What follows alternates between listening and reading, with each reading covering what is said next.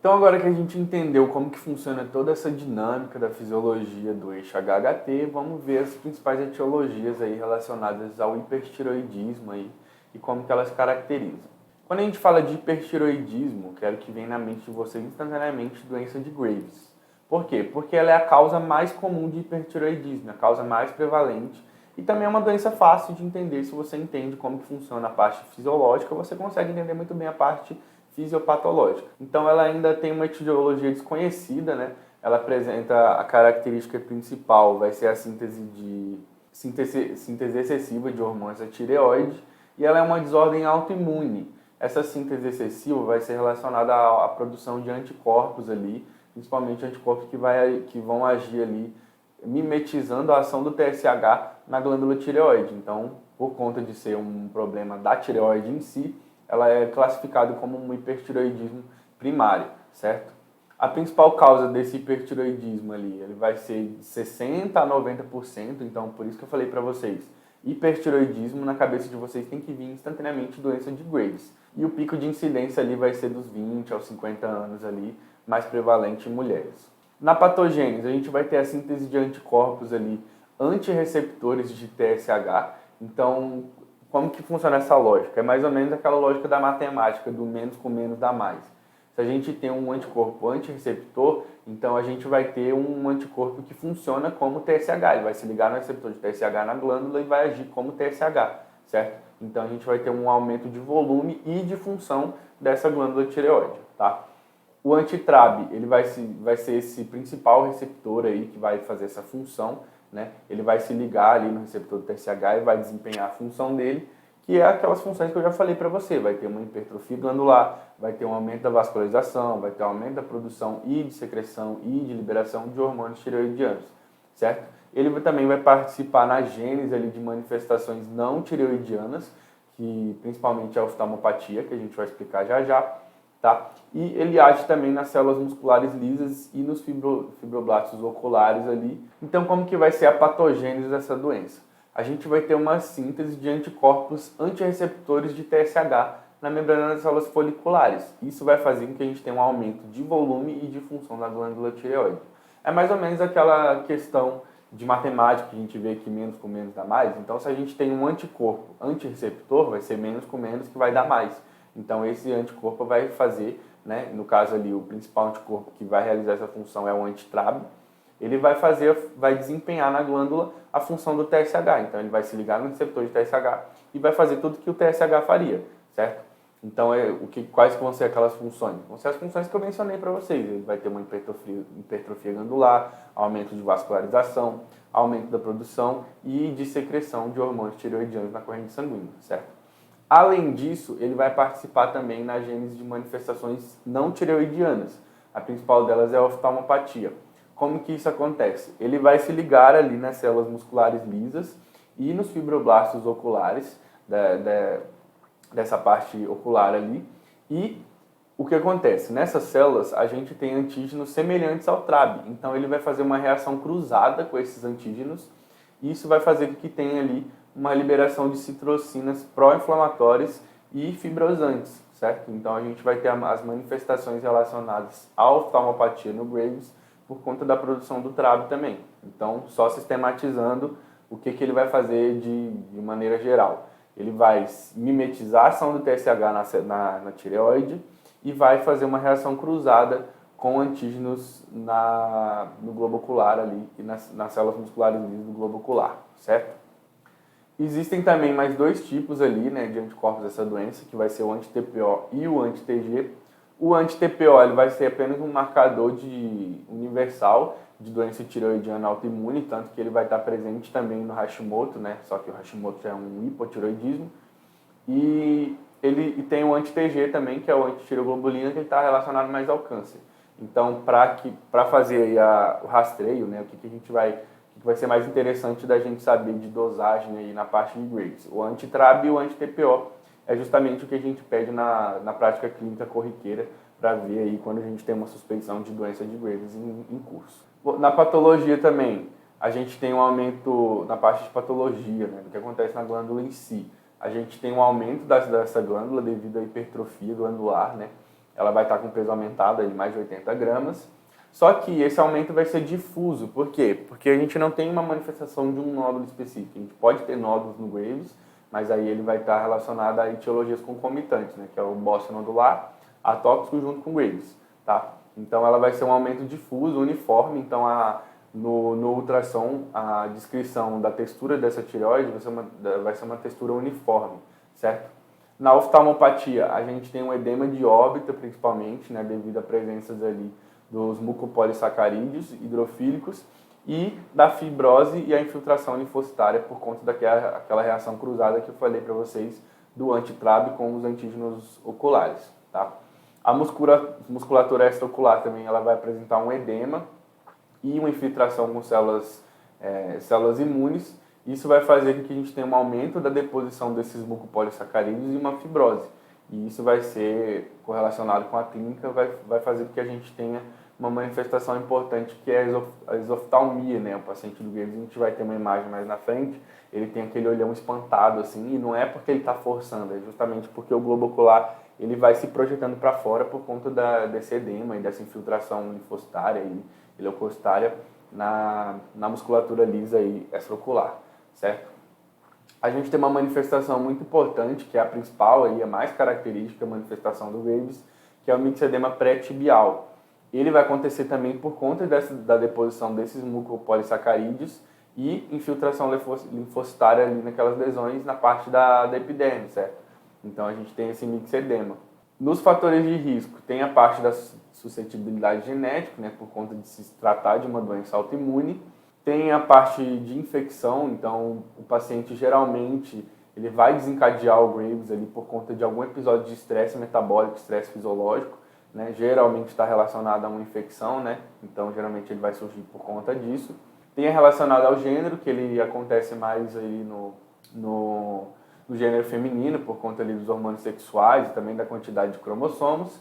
E ele também está relacionado ao iodo, né? Pacientes que têm uma dieta muito rica em iodo, ou aquele caso que eu falei da ingesta de iodo aumentada por conta de medicamentos ricos em iodo, eles tendem a desencadear aí o Graves mais fácil. Não que um paciente ele vai desenvolver um Graves do nada só porque ele toma muito iodo, certo? Mas vai somando essa série de fatores, aí ele tende a ter essa desordem autoimune e começar a produzir esses anticorpos. Nas manifestações clínicas, a gente vai ter as manifestações principalmente relacionadas à tireotoxicose, que eu já expliquei para vocês a diferença entre o hipertireoidismo e a tireotoxicose, né? Então a gente vai ter a estimulação dos tecidos de maneira geral, por conta do excesso desses hormônios tireoidianos, e a gente vai ter manifestações gerais relacionadas ao hipertireoidismo. Então o paciente vai ter insônia, cansaço, vai ter uma agitação psicomotora, ele vai ter incapacidade de concentração, nervosismo, dificuldade de controlar suas emoções, ali, agressividade, vai ter uma sudorese excessiva, né? Intolerância ao calor. Então, vários desses sintomas aí, todos esses sintomas vão estar relacionados à tireotoxicose. Nas extremidades superiores ali, ele geralmente vai apresentar um tremor fino, né? Então, na mão. Não vai ser aquele tremor bem característico, grosseiro mesmo, como no Parkinson. Vai ser um tremor fino. Você olha ali, principalmente na extremidade dos dedos, o paciente está com aquele tremor basal ali, certo?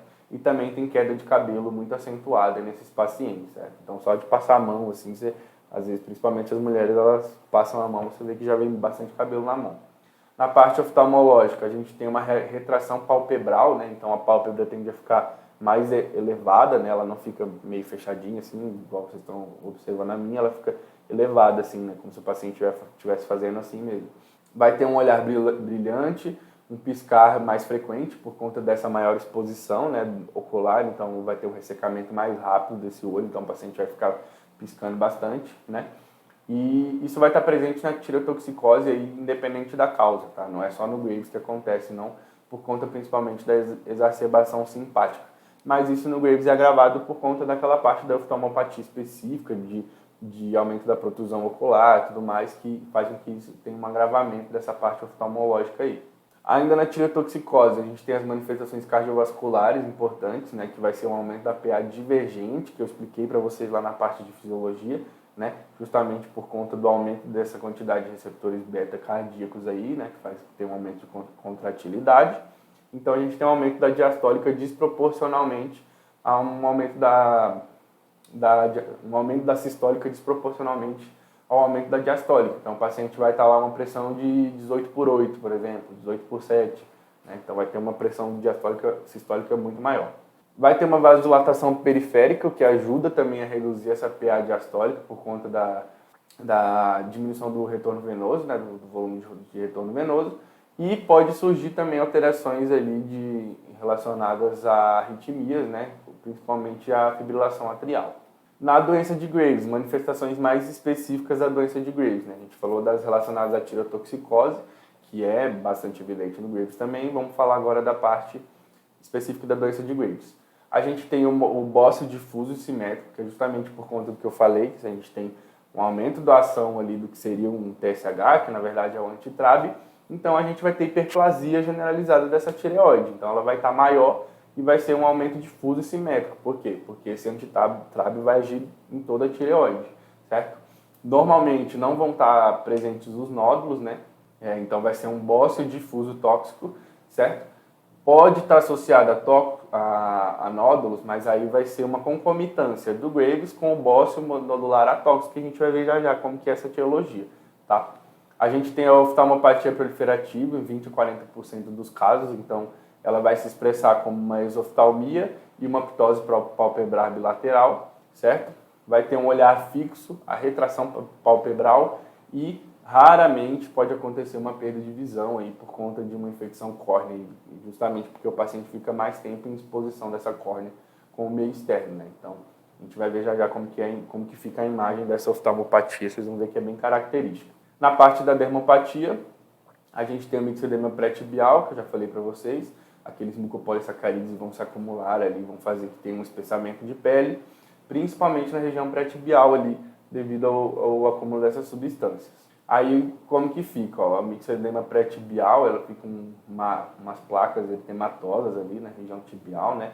Com perda de contiguidade, né? Fica bem feio. E a exoftalmia, a oftalmopatia do Graves, né? Fica aquele olharzão espantado com uma protrusão ocular ali mais acentuada. A gente tem uma escala que faz a classificação dessa oftalmopatia de Graves, né? Ela vai de 0 a 6, sendo 0 nenhum sinal, nenhum sintoma, né? O 1, ele vai ter alguns sinais, que é os sinais que eu falei para vocês, vai ter a retração palpebral, vai ter o olhar fixo, né? Vai ter o chamado lead lag, que é um atraso ali na movimentação da pálpebra superior. Então, o paciente ele não fecha o olho, a pálpebra fecha rapidinho, ela faz justamente porque o olho está mais protruso, né? Então, ela tem mais dificuldade de fazer essa curvatura do olho. Então, ele não fecha assim, a pálpebra dele fecha mais, né, devagar. Isso é um sinal clínico importante. E lá no grau 6 ali o paciente já vai ter uma perda de acuidade visual, já pode ter até um comprometimento do nervo óptico ali justamente por conta dessa exposição aumentada. Os exames de imagem, como a gente tinha falado, a gente vai pedir sempre, né, ou quase sempre ali para o rastreamento de disfunções da tireoide, o ultrassom e a cintilografia, certo? O ultrassom a gente espera que tenha um aumento difuso dessa glândula, sem nódulos, tá? E na cintilografia a gente espera que tenha um aumento uniforme da captação dessa glândula, né? Como ela vai estar mais hiperfuncionante, para que ela produza mais hormônios tireoidianos, ela precisa captar mais iodo. Então a gente vai ter um aumento difuso aí, né? Sem nódulos, um aumento difuso da captação desse iodo. Então a cintilografia ela vai estar mais evidente, né, no exame, certo? Se tiver um desenvolvimento de nódulo, né, concomitante a uma doença de Graves, a gente espera que ele seja um nódulo hiperfuncionante, né? Tem ali algumas células, porventura, reagem mais à conexão com aquele antitrab e acaba desenvolvendo um nódulo, mas ele vai ser um nódulo hiperfuncionante, né? Ele vai ser um nódulo que também vai ter uma captação aumentada. Se tiver um nódulo frio, que a gente chama, que é um nódulo sem captação durante a vigência do Graves, aí já está indicado uma punção, né, uma realização de biópsia, porque pode ser que seja ali a formação de células aberrantes, ali, células cancerígenas que formaram aquele nódulo sem captação, certo? Como eu tinha citado para vocês, às vezes pode ser que ela se manifeste com nódulos, né? E daí a gente faz o diagnóstico diferencial com o bócio multinodular tóxico, que a gente vai falar dele também.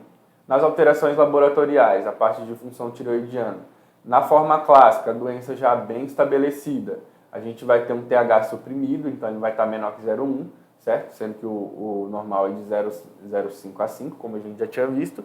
Vai ter uma elevação do T3, vai ter uma elevação do T4 livre e do T3 livre. Então, a gente viu que a nossa tireoide vai estar com um aumento de produção generalizado. E a gente tem que lembrar, que é importante lembrar aqui para a gente fazer a análise desse padrão, daquele conceito que eu falei para vocês, que em toda hipertireoide, em toda disfunção hipertireoidiana, a gente vai ter um aumento da ação da desиodase tipo 1. Então, a gente vai ter um aumento da conversão de T4 e T3, certo? E a gente está tendo bastante produção de T4 e de T3 lá.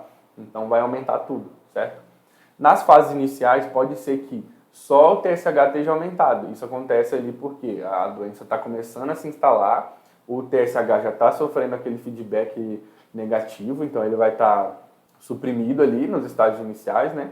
E aí, depois, com o avançar da doença, a gente começa a ver o aumento justamente dos hormônios tireoidianos com esse TSH suprimido, certo? Então, para que a gente faça o diagnóstico da doença, a gente não pode diagnosticar quando está ali num hipertireoidismo subclínico. A gente tem que também fazer a pesquisa tanto dos anticorpos, do anti-TPO e do anti-TRAB, mas a gente tem que também evidenciar um T4 livre aumentado junto com o TSH suprimido, certo?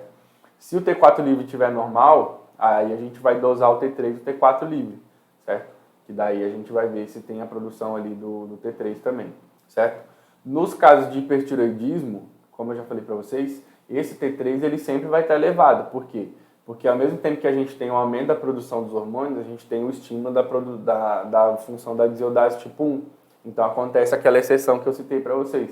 Pode ser que essa desиodase esteja tão estimulada que ela esteja fazendo com que a conversão de T4 em T3 seja muito alta e a gente vê um T4 normal, certo? Mas o T3 vai estar muito alto porque a desиodase está fazendo com que o T4 vire T3, certo? Então, se a gente tiver na suspeita de Graves, tiver lá os anticorpos positivos e tiver um T4 livre normal com o TSH diminuído, aí a gente tem que ter o resultado do T3, certo? Que esse T3 tem que estar normal, ou tem que estar aumentado.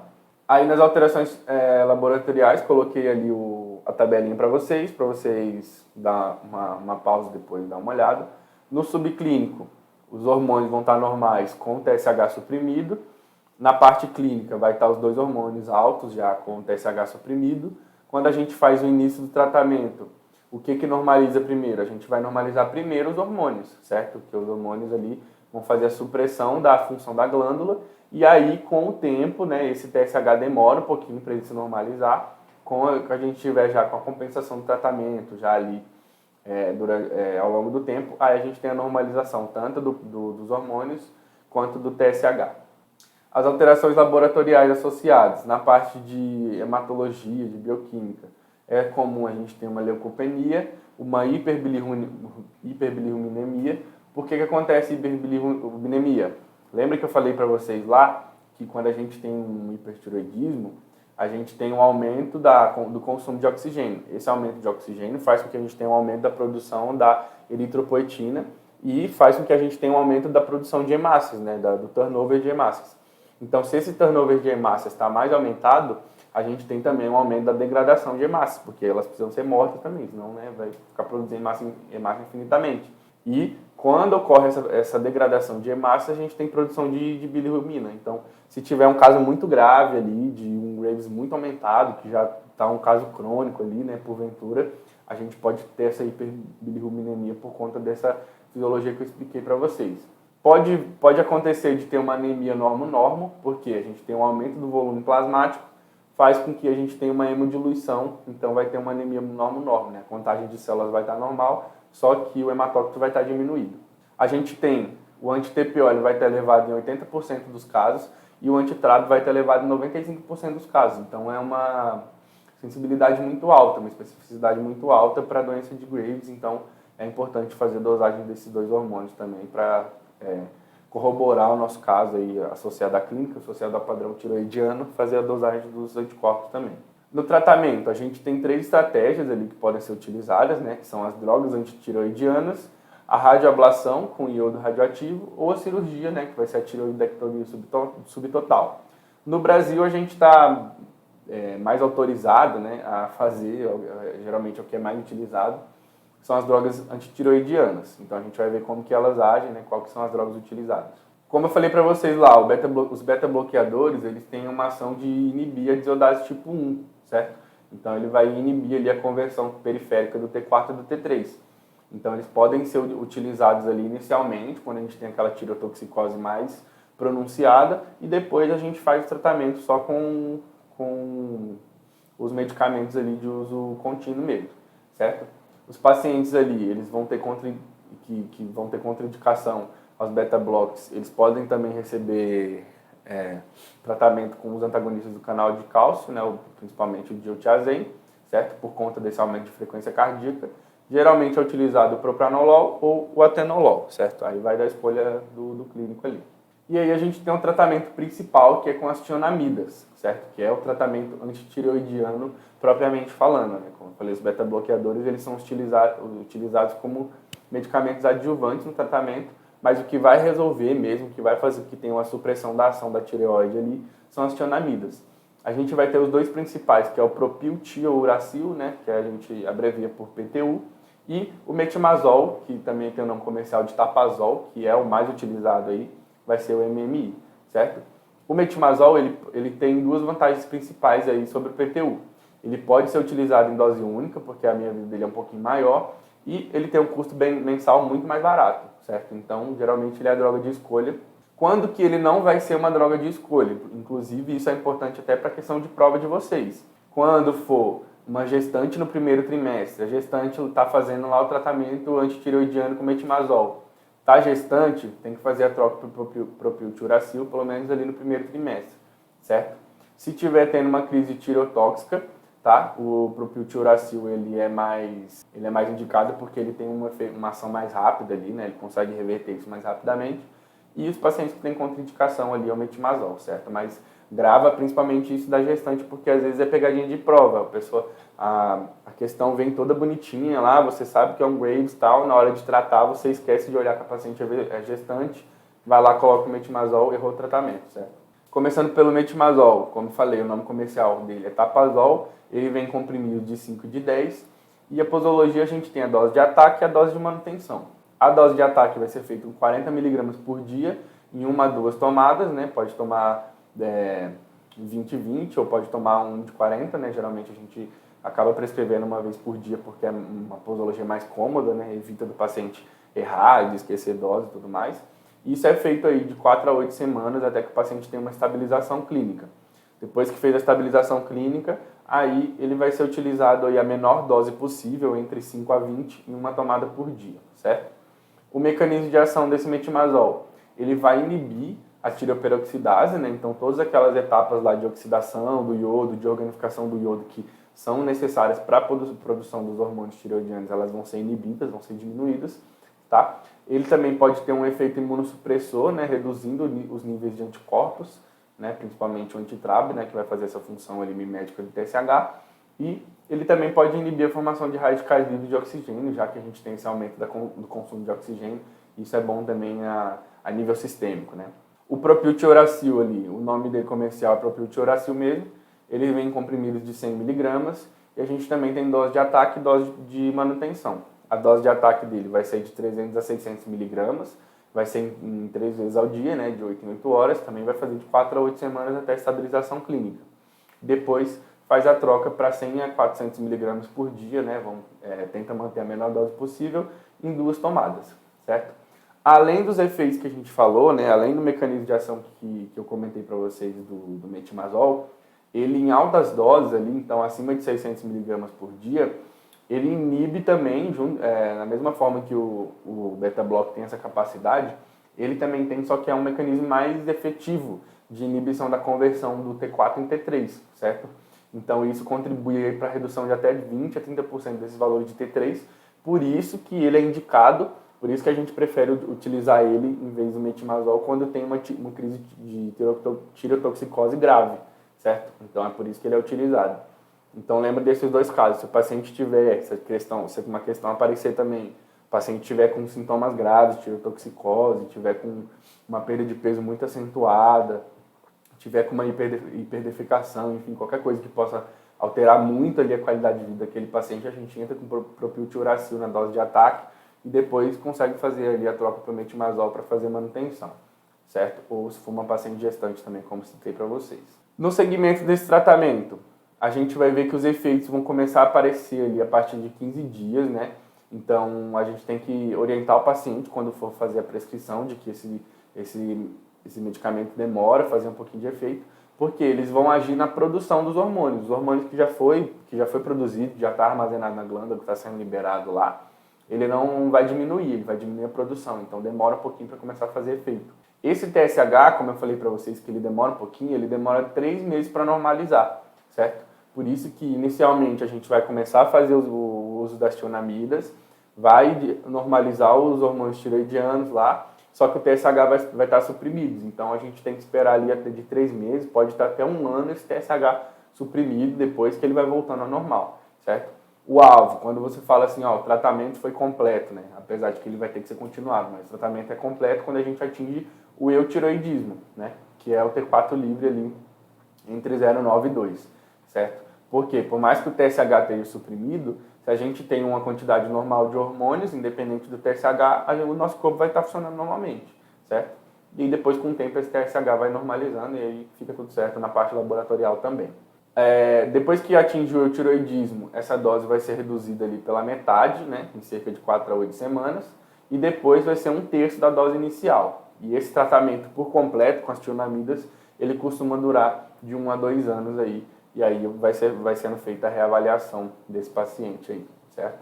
O iodo, às vezes, em alguns casos de hipertiroidismo, ele pode ser utilizado para fazer por conta do efeito Wolff-Chaikoff, só que aqui na doença de Graves, ele não é utilizado porque ele pode retardar a ação das tionamidas, certo? Então ele tem essa capacidade de inibir a produção de T3 e T4, só que ele retarda a ação das tionamidas e a gente tem que priorizar a ação delas, porque elas que vão ser as drogas antitiroidianas propriamente falando, certo? Aí a gente tem outras causas de hipotiroidismo, de hipertiroidismo, né, que são outras etiologias menos evidentes, mas é importante a gente citar um pouquinho sobre elas também. A primeira delas é um bócio multinodular tóxico. Ele vai ser definido ali por múltiplos nódulos ali de tamanhos variados na nossa tireoide e esses nódulos vão estar associados ao crescimento da nossa tireoide, né, por conta desse aumento dessa massa de nódulos ali.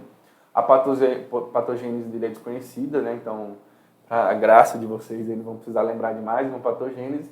A clínica vai ser predominantemente em dose, ele pode causar Graves, certo? Porque esses nódulos às vezes fazem com que a gente tenha um paciente predisposto, pode desencadear a doença de Graves. Não acompanha a oftalmopatia, geralmente, por quê? Porque a oftalmopatia é relacionada lá justamente à ação do antitrábico, aquela relação cruzada que eu falei para vocês. E aqui é só um crescimento de nódulos ali, por patogênese desconhecida, mas cresce nódulo, então a gente não tem associação com essa oftalmopatia. Se tiver associação com a oftalmopatia, aí a gente já tem que fazer a pesquisa de Graves, né? Que vai fazer lá a pesquisa dos anticorpos e o padrão laboratorial. E geralmente apresenta uma tireotoxicose leve, ele não é muito pronunciado. O laboratório, obviamente, vai estar um TSH diminuído e vai ter um T3 e T4 livre elevado ali, só que o T3 ele vai estar muito mais elevado do que o T4, porque justamente a gente tem um estímulo ali da desiodase tipo 1. Então sempre lembra que todas as causas de hipertiroidismo a gente tem um estímulo dessa desiodase. Tá? O diagnóstico a gente faz a cintilografia. A maioria desses nódulos aí a gente espera que eles sejam hipercaptantes, né, justamente porque eles vão estar causando esse hipertiroidismo e vão ser vários nódulos ali presentes na nossa tireoide. Outra causa também é o adenoma tóxico ou doença de Plummer, né? Ele é definido, ao contrário do bócio multinodular tóxico, ele vai ser já um único nódulo que vai ser hiperfuncionante. E ele vai ser hiperfuncionante o suficiente para aumentar a produção de hormônios, para gerar uma clínica e para suprimir o nosso TSH, certo? Então, quando esse nódulo atinge cerca de mais de 3 centímetros, então é um nódulo grande, às vezes ele pode ser até visualizado, né, dependendo de onde que ele fica localizado, você consegue ver ali a protrusão ali por baixo da pele, né?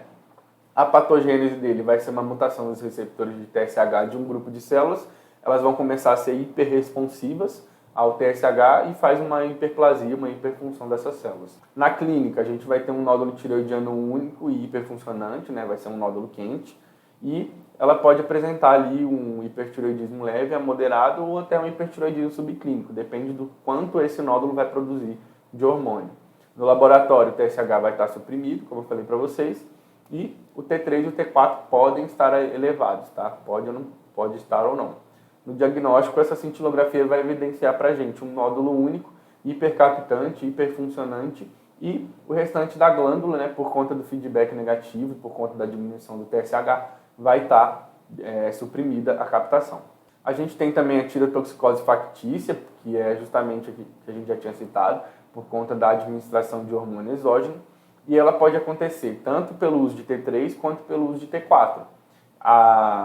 Por conta disso, obviamente, a gente vai ter um aumento ou do T3 e do T4, e a gente tem uma diferença aí no padrão laboratorial de acordo com o que o paciente toma, tá? A clínica, essa tireotoxicose ela vai ser dependente do tanto que eleva o T3, certo? O TSH vai estar sempre suprimido, obviamente, por ser uma hiper, né? E aí vai ter uma diferenciação. Se o paciente toma T4, a gente tem que lembrar que o T4, para ele é um pró-hormônio, então ele precisa ser convertido em T3 para fazer com que tenha uma ação. Tratando de ser um hipertiroidismo, lembra que todo hiper, a desiodase tipo 1 vai estar aumentada, certo?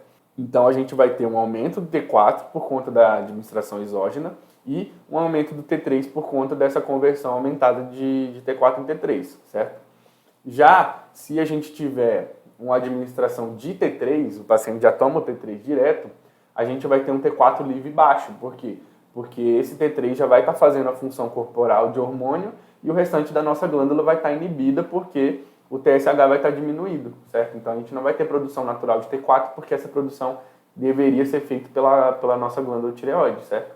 Então é importante lembrar esse padrão aí, porque às vezes é cobrado em prova. Você precisa saber que é uma tireotoxicose factícia, né, de acordo com a clínica, com o caso clínico que ele te dá e com o padrão laboratorial, e também precisa saber diferenciar se vai ser uma administração de T3 ou de T4 por conta dessa diferencinha aí de o que vai estar aumentado e o que vai estar diminuído, que eu falei para vocês.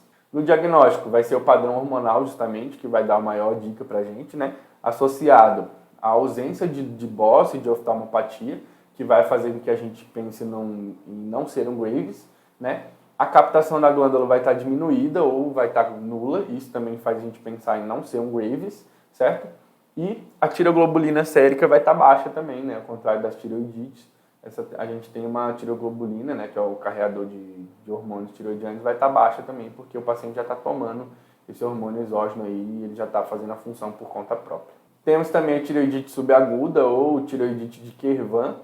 Ela vai ser um quadro álgico ali na região cervical anterior, né, na parte justamente onde fica a tireoide, e ela vai estar associada ou não à tireotoxicose. A patogênese vai ser, a gente tem uma doença reativa, normalmente após uma infecção viral. Então esses antígenos tireoidianos ali eles vão fazer reação cruzada com os antígenos virais, e aí a gente tem uma reação tipo hiper-4, a gente tem uma reação granulomatosa, certo?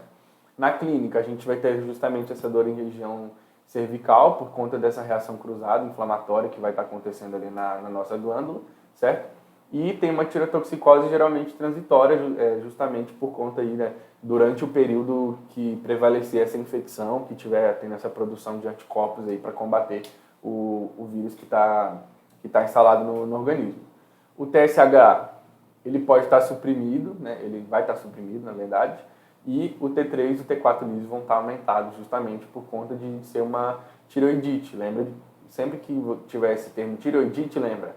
Tireoidite igual a inflamação da glândula, que é igual a destruição de células da glândula tireoide, que é igual a liberação do conteúdo hormonal que fica armazenado no coloide, certo?